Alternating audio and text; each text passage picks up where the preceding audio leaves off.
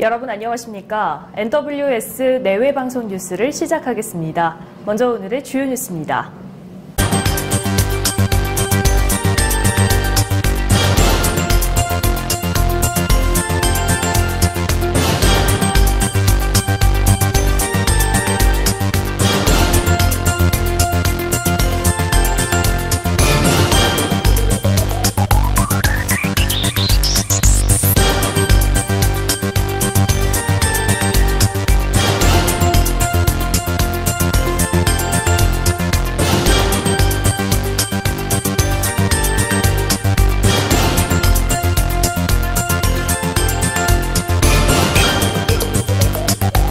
문재인 대통령이 오늘 10일 신년 기자회견을 갖고 집권 3년차 국정구상을 밝히기로 했습니다.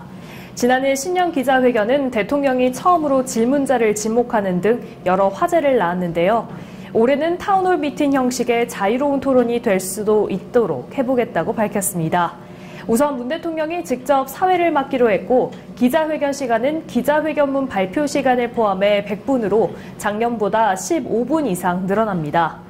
대통령 참모들도 작년에는 별도 배치된 구역에 앉았지만 올해는 기자들 사이에 앉게 됩니다. 이번 신년 회견의 주안점은 소통의 질과 양을 강화하는 데 뒀다고 청와대는 밝혔습니다. 청와대 관계자는 신임 비서실장 등 2기 참모들에 대한 검증이 이번 주 초 마무리되면 신년 기자회견 때 선보일 수 있을 거라고 말했습니다. 북한과 미국이 2차 정상회담 장소를 논의하고 있는 것으로 알려진 가운데 북한의 선전 매체는 미국을 비난하며 상응 조치에 나설 것을 촉구했습니다. 메아리는 이미 우리는 과분할 만큼의 미국의 선의와 아량을 베풀었다며 미국이 행동할 차례라고 주장했습니다. 이어 적대적 관계를 안고 있는 나라일수록 상호성 원칙을 구현하는 게 새로운 관계 수립의 필수 조건이라며 미국은 상응하는 조치로 화답해야 한다고 강조했습니다. 매체는 한쪽에서는 성의를 다했는데 상대방이 아무런 보답도 없이 냉랭한 반응만 보인다면 누구든 감정이 상하기 마련이라고 북미 협상이 지지부진한 이유를 에둘러 표현했습니다.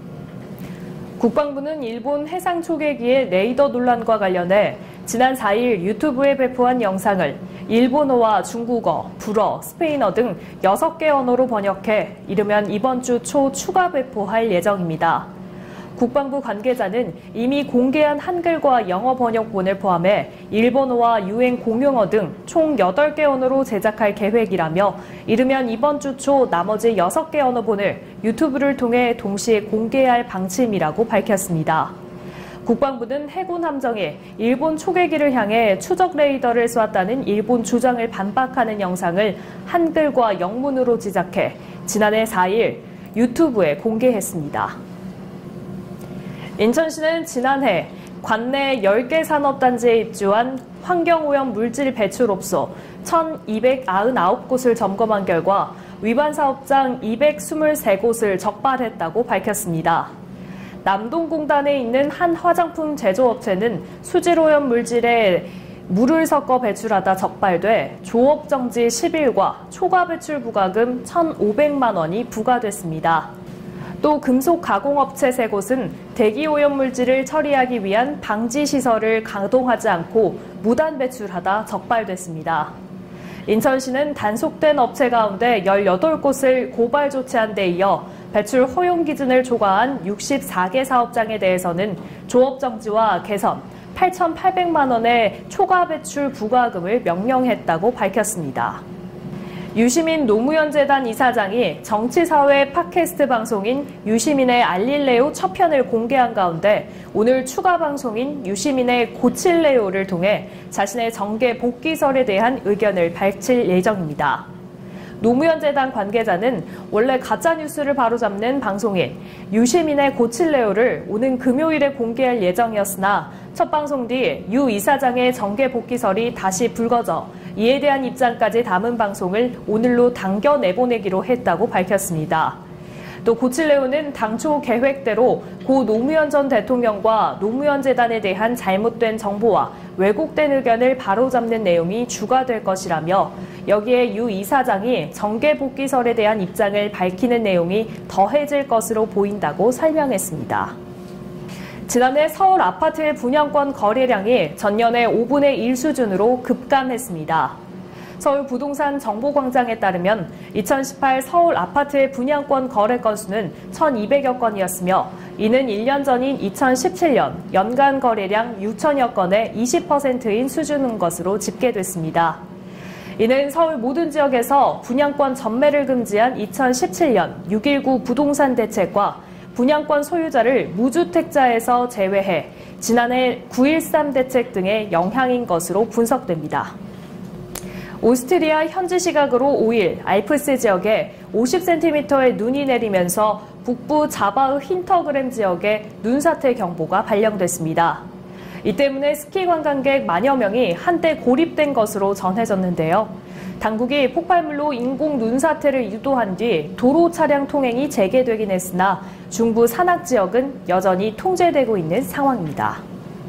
걸그룹 트와이스가 일본을 대표하는 연말 방송 홍백 가합전을 접수하며 시청률 요정에 등극했습니다. 홍백 가합전은 일본 가수들에게도 꿈의 무대로 불리는 방송으로 트와이스는 K-팝 걸그룹 최초로 2년 연속 출연해 화제가 됐었는데요. 출연한 최정상 가수 49팀 가운데 트와이스는 시청률 6위를 기록해 일본 내 K-팝 열풍을 증명해 보였습니다. 세계적인 축구 스타 리오넬 메시가 개인 통산 399호 골을 터뜨린 FC 바르셀로나가 5연승 행진으로 스페인 프리메라리가 선두를 질주했습니다. 바르셀로나는 어제 스페인 헤타페의 콜리세움 알폰소 페레스에서 열린 2018-2019 시즌 프리메라리가 18라운드 원정 경기에서 전반 20분 메시의 선제골과 39분 루이스 수아레스의 추가골에 힘입어 한 골을 만회한 헤타페를 2대1로 물리쳤습니다. 이로써 바르셀로나는 리그 5연승 행진으로 시즌 12승, 4무 2패를 기록해 선두를 굳게 지켰습니다. 선제골을 넣은 메시는 2005년 이후 바르셀로나에서 14년간 뛰며 개인 통산 399호 골을 기록해 400골 달성에 한 골만을 남겨두고 있습니다. 지난 7일 구리시 여성노인회관 대강당에서 NWS 내외방송 연애TV가 매년 연초 진행하는 청춘가요 콘서트가 있었습니다. 이날 행사는 지역 어르신들을 300여 분 모시고 본사 연예부 전속 가수들이 즐거운 시간을 만들었는데요. 국악 최순희를 시작으로 가요 가수, 심파극, 팝핀 댄스 등 인기 예능인들이 대거 출연하여 어르신들에게 즐거움을 선사했습니다. 연예부 차영당장은 NWS 내외방송 연애TV 소속 예능인들이 지역 사회종합복지관 등에서 재능 봉사를 하고 있는데 잠깐의 봉사로 인해 지역 어르신들에게 즐거움을 드릴 수 있다는 것에 큰 보람을 느낀다며 2019년 올해도 지역 어르신들에게 자주 찾아뵙고 즐거움을 선사할 것이라고 말했습니다. 2019년 기해년 새해 첫 방송 보내드렸습니다. 시청자 여러분께 빠르고 정확한 뉴스를 전달해드리도록 발빠르게 움직이는 NWS 내외방송이 되겠습니다. 여러분의 많은 사랑 부탁드립니다. 오늘 뉴스 여기서 마치겠습니다. 시청해주신 여러분 고맙습니다.